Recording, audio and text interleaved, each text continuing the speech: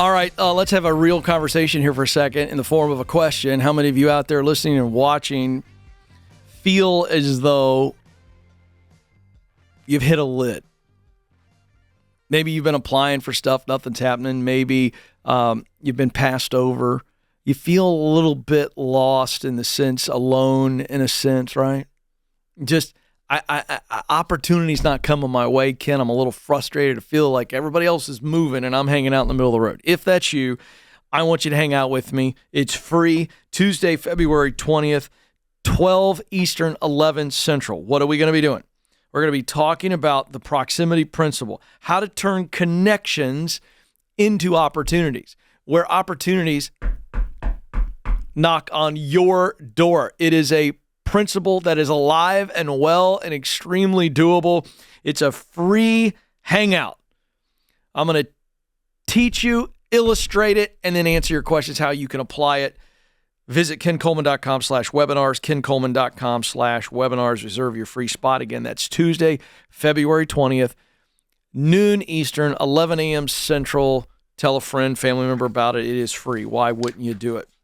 Also, if you're enjoying the program, would you help us spread the word? You can do that by liking the video with a thumbs up right there on YouTube, subscribing to our channel, and sharing that. If you're listening via podcast, a follow and a 5-star review would be awesome. All right, let's talk about a growing problem for you and for leaders. And some of you are leaders. So this is like right in your grill. New data out. 33% of employees are engaged, which means, if I've got my math right, let me take my shoes off. That means 67% aren't. Whoa. What? Well, again, if you're new to this program, maybe this is a surprise to you. If you're not new to this program, not a surprise, and this is not a surprise to me. In 2023, this is the latest numbers from my friends at Gallup. They do this poll every year, and the numbers have stagnated and stayed. I guess that's the silver lining. But the number has hovered between 66, 68% for at least a decade of workers, U.S. workers, who aren't engaged. Now, if I were to walk out on the street with a camera and a mic, and I would ask people to describe an engaged worker, what would people say? I'm going to put my producer on the spot. Alex, just off the top of your head, don't try to be awesome because you're already awesome. Describe in 20 seconds or less right now how you would describe, because you lead people. You lead a team. You have led a team before you got to Ramsey. Describe to me, 20 seconds or less, what an engaged worker looks like to you. An engaged worker is somebody who they're on time, they're listening, they are in meetings, they have things put away like laptops and things like that so they can listen intently, and they're enjoying what they're doing. Yeah, very good. Now, we could do that 1,000 times and you would see elements of what Alex said. It would just be over and over and over. I mean, in other words, they give a crap, right? I could sum it up by going, they give a crap. They're there to do a good job. Even on their worst day, maybe they mess up. Maybe their personal life is in shambles. Maybe they don't feel well, but they still give a crap. That's what it means. That's an engaged worker is they show up and they care enough to do a good job. They want to do a good job, right? Come on. It's not that difficult. You look at a student in a classroom and I can tell you if they're engaged or not. It's not difficult. Come on, folks. So this is pretty amazing when you think about this. Otherwise, good citizens. I mean, they're not derelicts of society.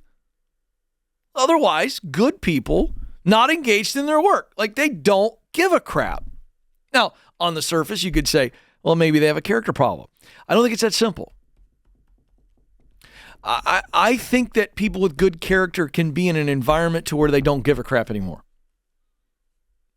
Which is to say their mental and emotional health is in such a place to where they go, I'm just trying to make it through. Quiet quitting. That's where it comes from, right? So This is, again, a consistent piece of data. Okay? So a couple things to highlight. All right? The numbers haven't changed at all, but we've got new ways of talking about this, which I think is a true alarm going off for leaders. The percentage of actively disengaged workers has declined. That's some good news. Now, actively disengaged is this is the loud quitters. This is the people walking around with their butt in the air and they're all angry and, trying to cause dissension and problems like that. Now, that number has dropped, which is good. And I think what's happened there is people are worried now coming out of the Great Resignation, a little bit more unsure with inflation and costs going up. I may be a quiet quitter, but I'm not going to be a butthole loud quitter. And so maybe I'm going to get my act together, right? There's a little bit of CYA, if you know what that stands for, right? Like I'm just going to cover my butt and I don't want to get fired. Okay. That attitude was very different for a lot of people during the Great Resignation because they felt like, well, I can just leave and go somewhere else and everybody's desperate for employees. Well, that has softened. And so I think that's happened. So I don't think there's any great thing to cheer about, but I do want to at least pull out that. That's interesting. So what engagement elements have changed the most? Whereas the total number of engaged employees has pretty much held true. And by the way, that's embarrassing. Can I just say, as a human being, you ought to be embarrassed enough to change your environment.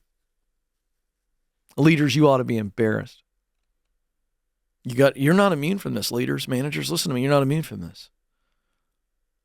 67% of your team isn't engaged. This is what I want you leaders to be able to grasp this morning. Do you hear me? Leaders, 67% of your team is not engaged. Now, I understand I'm implying a blanket piece of data, so obviously they're the outliers. So if I'm a leader and I'm a manager, I'm listening and watching this right now, I'm going to ask the hard question. I need to look. I need to pay attention. I know how, with some good old-fashioned God-given common sense, to know if someone's engaged or not. I need to pay some attention here. How many of my team members that I am tasked with leading, the honor to lead, how many of them are engaged? The ones that aren't, why? What's my role as a leader? Because I'm going to tell you something. It's rare that you could look at an employee, a team member who is not engaged, and not find some responsibility on the leader. Now, there are times where, in extreme example, somebody's got problems, they got a lot going on. I'm excluding that. I'm talking about in the middle here. Come on, leaders. So what does the study show us about where the engagement has changed? And this is what leaders need to pay attention to. The engagement of workers younger than 35 rose 2 points in the past year. Okay. So that's interesting. Younger workers, they're more willing to move on. They're not committed. They're just dating you. They aren't marrying you, leaders. They're dating you. And so you got to pay attention to that. Of that group, only 45% clearly know. Now this is younger workers. We're talking about millennials and Gen Z here, younger millennials. Only 45% of this group clearly know what is expected of them at work. How in the world are they supposed to be committed and engaged when they're not quite sure what's expected of them? Leaders, this is a communication issue. And it's as simple as going, here's one sheet of paper and it tells you what we expect of you. These are your key responsibilities. And I'm not just going to put it on a piece of paper. We're going to sit down and talk about it. I'm going to make sure you have the training to be able to do what I'm expecting you to do. I want to make sure you know how we want you to do it and when we expect you to deliver it. Come on, folks. It's like teaching your kids how to do a chore around the house. Leaders, you got to get your hands back on the wheel. Employees are still feeling detached from their organizations. And are less likely to connect to their company's mission and purpose or to feel that someone cares about them as a person. These are the areas where we see a lack of engagement, disengaged activities going up. Why? Well, let's just look at this. People want to feel like there's a sense of purpose in their work. They're not just showing up and doing something that's a menial task that doesn't have a whole bunch of lofty results attached to it. They want to feel that. You have to tie the company's purpose and mission to them. That means you got to be engaged. And then secondly, they got to know that you care about them as a person, not a unit of production. It's that simple, leaders. Of course they're not engaged. They don't see any greater purpose, and they don't feel like they're cared for and valued. Easy fix, leaders. Get your head out of the sand.